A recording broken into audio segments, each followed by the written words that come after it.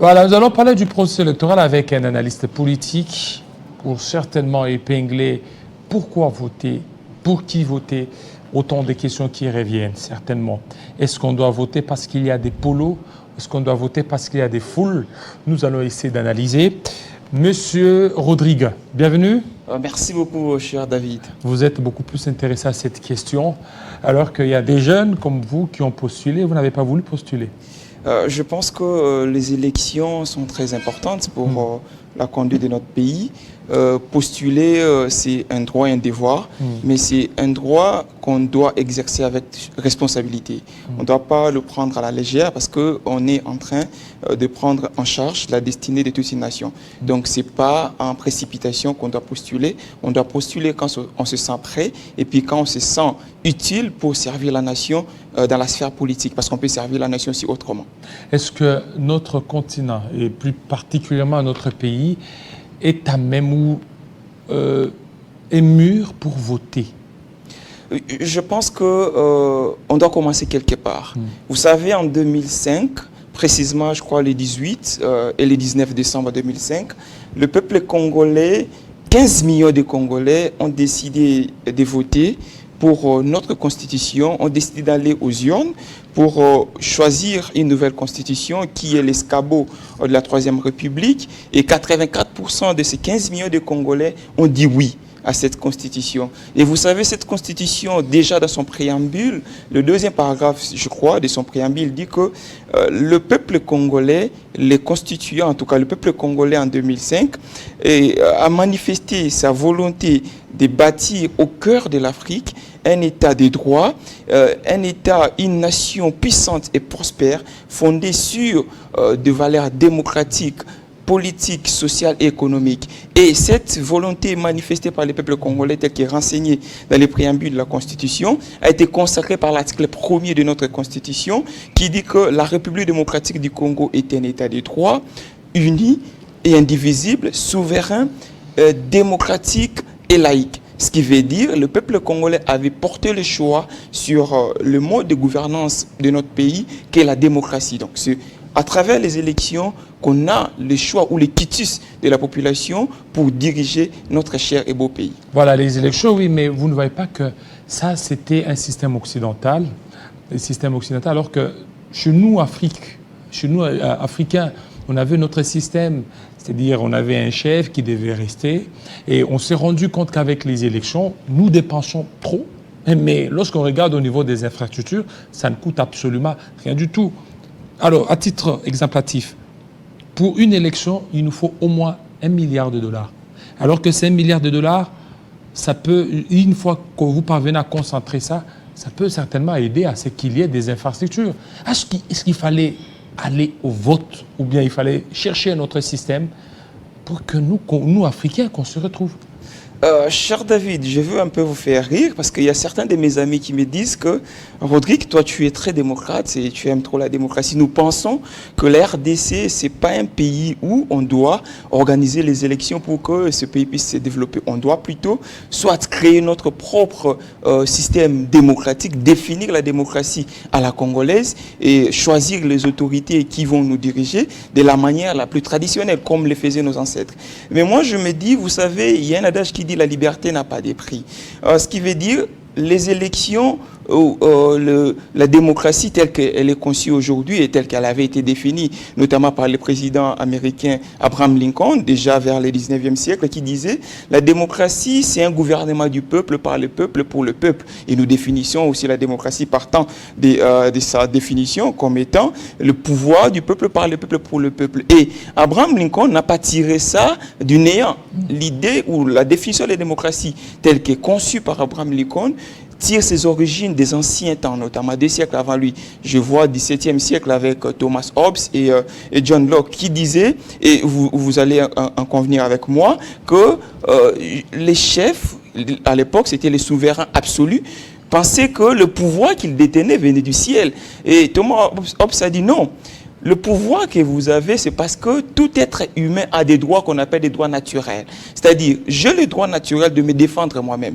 J'ai le droit naturel d'avoir certains biens. Donc, c'est un droit que j'ai. Mais vu que si toute la population, chacun veut jouir de ses droits, ça créera un chaos. Alors, pour ne pas permettre que les chaos puissent s'ériger dans une nation, il faut qu'il y ait une personne qui va gérer les personnes et puis qui va distribuer les personnes. C'est pour cela le peuple a donné une partie de ses droits légitimes, de ses droits naturels à vous, le souverain primaire, les souverains absolus, pour que vous puissiez les gérer et par la puissance que vous avez, pour que vous puissiez éviter les chaos. Et John Locke a dit de cette relation qu'il y a entre le peuple et le souverain absolu, il s'est créé ce qu'on appelle un contrat social. Le contrat social qui existe entre les gouvernants et les gouvernés. Oui, et tout ça, c'est à l'occidental. Absolument, je vais en venir. Alors que chez nous, on devait adopter un système qui devait certainement nous permettre de regarder avec les élections qu'est-ce que ça a apporté. Alors que ces systèmes, c'est un système démocratique. Si vous regardez les États-Unis, la France, au départ, c'était d'abord c'était de la dictature. Ce n'est qu'après, lorsqu'ils se sont beaucoup plus développés, ils ont maintenant opté pour la démocratie, là où ils sont arrivés à l'apogée. Absolument. Comme je l'avais dit, il faut d'abord commencer quelque part. Dans ce pays, nous avons vécu la dictature pendant 32 ans avec Mobutu. Et nous en savons quelque chose. Et nous avions décidé en 2005... Et en 2006, il y avait eu des premières élections. Nous avons décidé en 2005 d'instaurer les systèmes démocratiques pour régir notre pays. Et pourquoi je pense que la démocratie est un bon système pour notre pays? Parce que vous savez, la démocratie crée ce qu'on appelle la redevabilité. Et à travers la démocratie, notamment les élections qui sont l'un des piliers de la démocratie, le peuple vote ses dirigeants. Et ces votes, ces choix des dirigeants créent ce qu'on appelle la légitimité. Le peuple se reconnaît à travers ses dirigeants. Et ces dirigeants sont redevables envers ce peuple. Le dirigeant a promis des choses, les dirigeants avaient sollicité les votes du peuple suivant un programme ou un projet qu'il avait présenté, et c'est sur base de ce projet-là qu'il sera jugé. Et vous verrez que dans le système que nous avons choisi, nous disons cette volonté que nous avons exprimée pour que vous puissiez nous gérer, nous allons la renouveler chaque 5 ans. Alors après 5 ans, après avoir géré, les gouvernants reviennent vers ce peuple pour dire: tiens, vous m'avez donné ces pouvoirs, vous m'avez demandé de gérer à votre destinée, de présider à votre destinée. Je vous avais promis de faire ça, ça, ça. Voilà ce que j'avais fait. Et je viens pour solliciter que vous puissiez renouveler votre confiance en ma personne. Et c'est cet exercice qui permet que les gouvernants ne puissent pas se sentir comme un souverain absolu, comme c'était le cas avec Thomas Hobbes, mais plutôt comme quelqu'un qui est au service de son peuple. Et en ce moment-là, le peuple peut lui demander de s'exécuter et le peuple peut lui demander des comptes, et il va rendre des comptes à ce peuple. Il va travailler pour qu'à l'issue de son mandat, il ne puisse pas venir avec des promesses, mais plutôt avec des actions.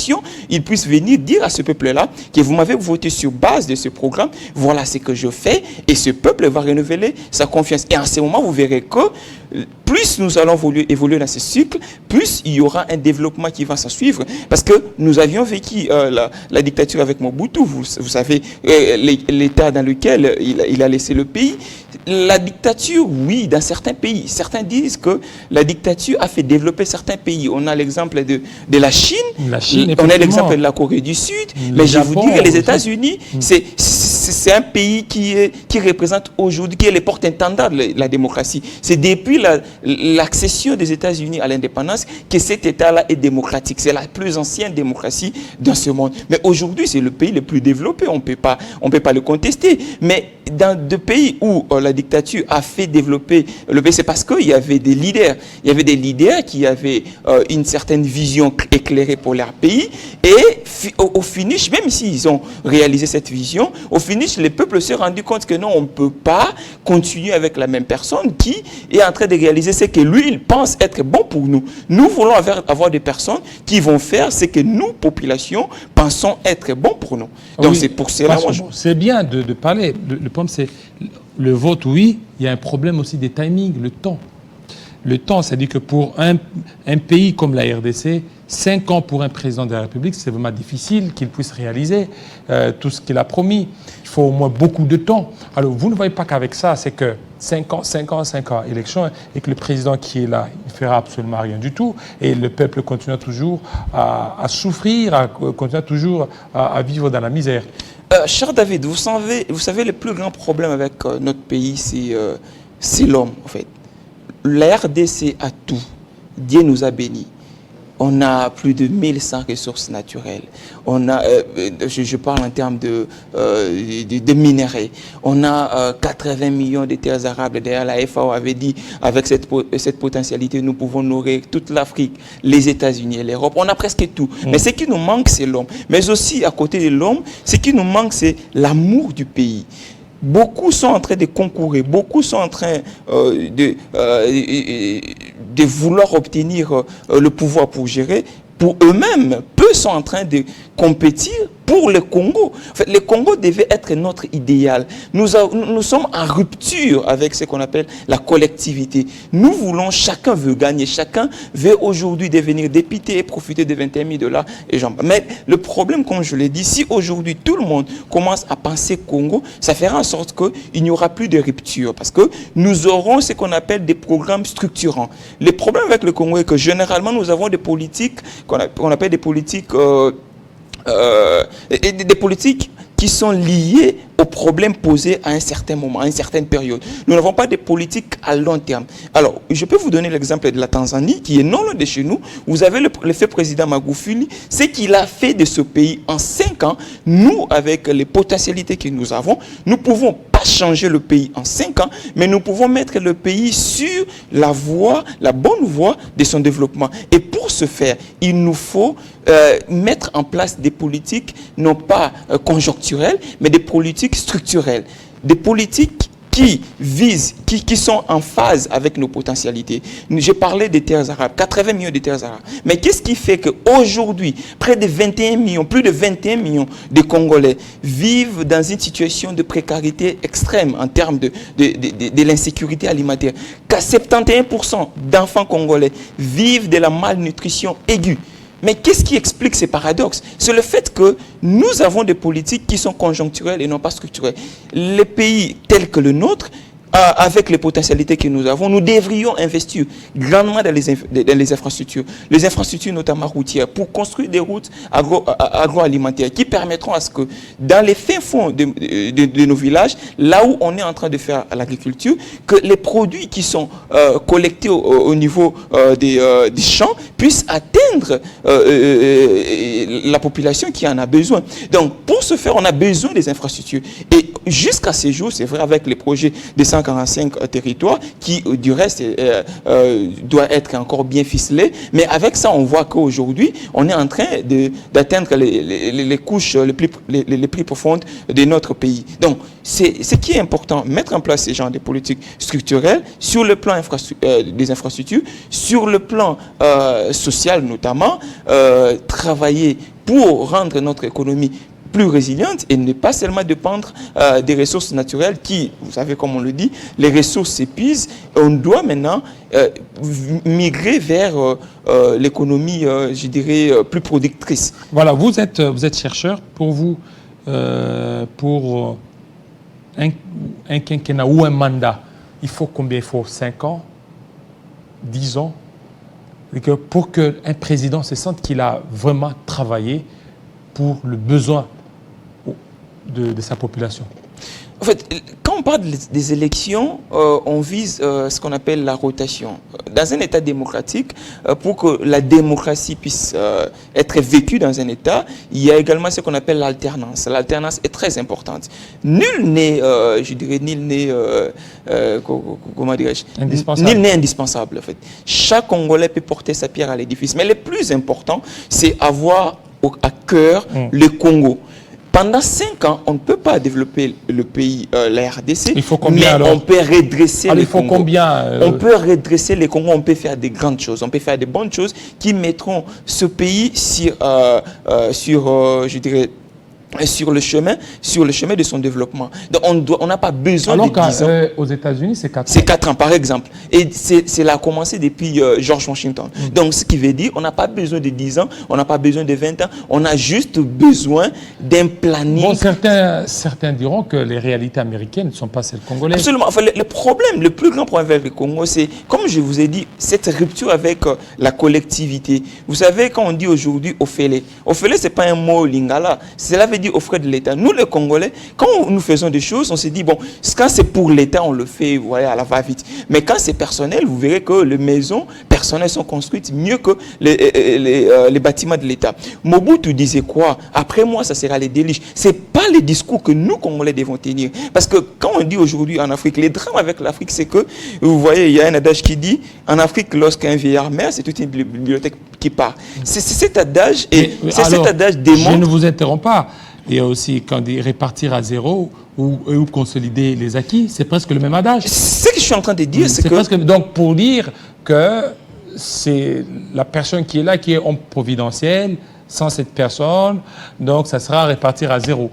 En fait, ce que je suis en train de dire, nous ne devons pas rompre avec la collectivité. Nous devons d'abord avoir les Congos. On doit se mettre à l'idée que personne ne doit venir et détruire tout ce que les autres ont fait, mais plutôt bâtir sur ce que les autres ont fait.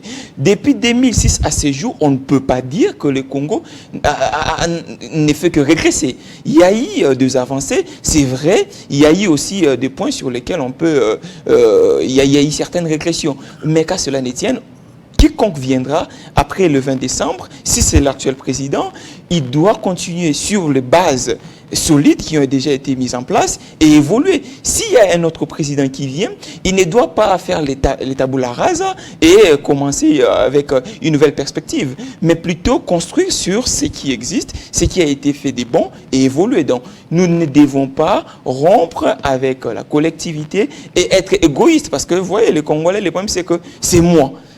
On est trop dans ça, dans les maturités. Nous devons savoir, nous avons un seul Congo à bâtir.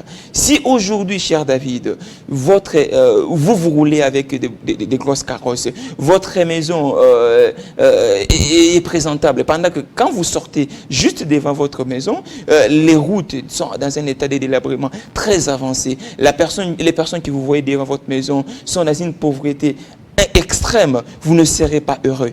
Vous serez malheureux de vivre une vie de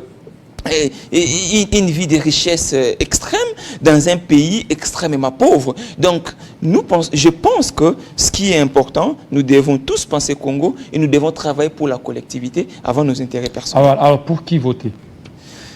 Ok, vous savez, quand je venais pour cet échange, pour cette émission, mon maître m'a envoyé un article écrit par le docteur John Ulimwengu.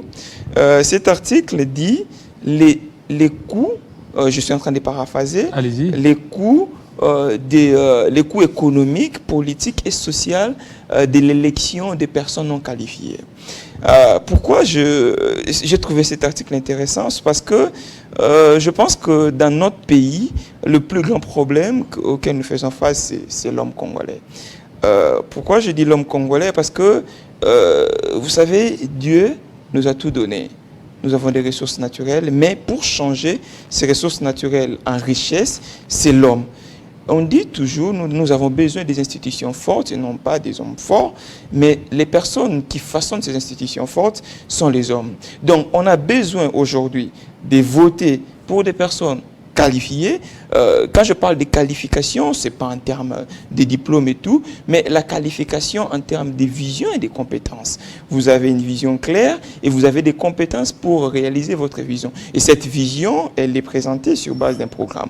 Vous présentez les programmes auprès de la population. Et la population congolaise, aujourd'hui, comme je crois l'avoir dit, a les devoirs, parce que le vote est une responsabilité, quand il va voter, de voter pour une personne qui avait présenté un programme et dont le background nous donne une sorte d'assurance que cette personne-là va réaliser les programmes qu'il nous a présentés. Parce que vous le savez, comme le dit le docteur John Ulimwengu, si vous votez pour des personnes non qualifiées, vous avez un coût social qui est notamment l'érosion sociale, vous avez un coût économique qui est la régression économique. Et aussi, dans ce pays, les investisseurs n'auront pas confiance aux institutions qui sont établies parce qu'ils savent que ce sont des personnes qui ne sont pas qualifiées. Les coûts politiques, c'est que la population, vu que ces personnes-là non qualifiées mettront en place ou exécuteront des politiques pas bien ficelées qui ne vont pas rencontrer, en tout cas, les désidératas de la population de plus en plus va perdre confiance aux institutions. Mais là, il y a un problème, c'est que notre population n'arrive pas beaucoup plus à comprendre la personne qui est devant elle. Nous avons une population majoritairement qui ne connaît pas certains éléments élémentaires. Entre autres, c'est que, vous pouvez voir, il suffit tout simplement qu'il y ait juste quelque chose d'adrénaline et puis la population va dans ce sens-là. C'est-à-dire qu'il y a un problème de maturité par rapport à notre population devant certains candidats. Absolument. En fait, comme vous l'avez dit et puis comme je l'ai évoqué tantôt, nous sommes dans notre quatrième cycle électoral. C'est un processus de maturation. On ne peut pas dire aujourd'hui que la maturité démocratique de la population congolaise doit être la même avec celle de la population américaine, qui a plusieurs années de démocratie. Nous sommes en train d'apprendre. Mais le plus important est que nous ne sommes pas statiques, nous sommes en train d'avancer. Et le travail que nous tous devrions faire, et c'est pour cela que je suis là, et je pense que c'est le travail aussi que les journalistes devront faire, c'est d'aider cette population à maturer démocratiquement, à ne pas seulement voter pour la personne qui vous donne un polo, à ne pas voter pour la personne qui vous donne 5 000 francs, mais à savoir que votre vote détermine l'avenir de ce pays dans les 5 années à venir. Donc vous ne pouvez pas vendre l'avenir de vos enfants, l'avenir de vos petits-enfants, l'avenir de vos arrière-petits-enfants pour un polo, pour 10 000 francs ou quoi que ce soit. C'est une responsabilité et vous devez prendre ça très au sérieux et voter pour une personne, comme je l'ai dit, qui a un parcours, une personne qui a un background, une personne qui présente un projet sérieux. Et ces projets-là doivent être en phase avec les desiderata de notre population. Et comme vous l'avez dit, la majeure partie de notre population, des fois, ne comprend même pas quels sont les enjeux de ces élections. Et c'est le travail de l'élite. Aujourd'hui, l'élite s'est résignée. L'élite ne veut plus prendre part à ces débats démocratiques. C'est pour cela, la nature ayant horreur de vue, tout le monde aujourd'hui parle de la politique. Tout le monde est entré dans la politique et des fois, on nous présente des choses qui sont substantiellement creuses. Donc, nous avons besoin de l'élite qui vient devant la population avec des politiques publiques, des projets ou des propositions de politiques publiques bien ficelées, en phase avec notre réalité, en phase avec nos potentialités. Alors, c'est beaucoup plus subjectif. On a été objectif, plus subjectif. Il y a 23 candidats. 26, je crois. 26, 3 ont désisté en faveur des 4 candidats. Oui. 23 candidats. Pour qui, selon vous, voterez et qui a un projet de société le plus convaincant? Je pense que c'est une question très très importante et qui requiert une réflexion très mûre parce que nous avons aujourd'hui un président sortant qui présente son bilan. Les bilans, c'est sur base du programme qu'il nous avait présenté en 2018. Je me souviens en décembre, si ma mémoire est encore bonne, je crois que c'était le 15 décembre 2018, à Lubumbashi, le président avait en tout cas présenté de manière très succincte son projet. Et ces projets portaient notamment sur la lutte contre les antivaleurs, dont la corruption, le tribalisme, l'injustice, etc. Et notamment l'éducation pour tous, notamment la santé, etc. Et il avait articulé son programme, je crois, sur 20 piliers répartis en 5 secteurs. Et c'est sur base de ce programme-là qu'il sera jugé. Et nous voyons, il y a eu des points sur lesquels il a essayé de mettre certaines bases dans l'éducation pour tous, bien qu'il y a encore des progrès à faire. Et en face, nous avons des prétendants. Des prétendants qui viennent également avec des programmes. Nous avons certains, dont Dr Mukwege, qui parle de 3 fins, je crois. La fin de la faim, la fin des vices et la troisième fin, j'ai oublié. Et nous avons d'autres candidats, Moïse Katumbi et les autres, et chacun avec son programme. Maintenant, comme je l'ai dit, nous jugerons les gens sur base de leur background, du programme qu'ils ont présenté, et vous dites, sur base de ce qu'il a déjà fait, est-ce qu'il peut réaliser ce qu'il promet? Donc, c'est à ce niveau-là que le choix, en tout cas, le choix souverain de chaque citoyen doit être fait. Mais le plus important est que le peuple congolais, le 20 décembre, quand nous allons voter, nous savons comment nous avons vécu les 5 dernières années. Nous savons d'où nous venons, où nous sommes et où nous voulons aller. Et ce choix que nous allons faire va déterminer les 5 prochaines années. Et nous devons faire un choix judicieux sur une personne qualifiée. La qualification, c'est sur base du background de chaque personne. Ce qu'ils ont fait et ce qu'ils promettent de faire. Est-ce qu'ils ont tenu promesse? S'ils ont tenu promesse, alors donnons-leur une nouvelle chance. S'ils n'ont pas tenu promesse et que peut-être en face, il y a des personnes qui font des promesses peut-être creuses, que nous pensons qu'ils ne seront pas réalisées, le choix est clair. Donc, j'en appelle à la conscience de tout citoyen, de chaque Congolais, de savoir que nous avons le droit de voter et nous avons le devoir de voter. Le devoir, c'est la responsabilité que nous avons devant Dieu, devant la nation, devant nos enfants et devant nos petits-enfants pour le Congo de demain. Voilà, merci beaucoup, bien dit. Donc jusque-là, je crois peut-être que vous alliez pour un candidat, mais vous avez été beaucoup plus objectif. Oui, je pense... Vous n'avez pas de candidat, hein? Personnellement, je suis en train, en tout cas, de prendre connaissance des différents programmes des différents candidats, et pas seulement des programmes, mais également de la personnalité des candidats. Parce que les projets seuls ne saura être réalisé si la personne n'a pas les qualifications pour les réaliser. Merci beaucoup. Merci. Alors, nous allons recevoir deuxième candidat ou deuxième invité.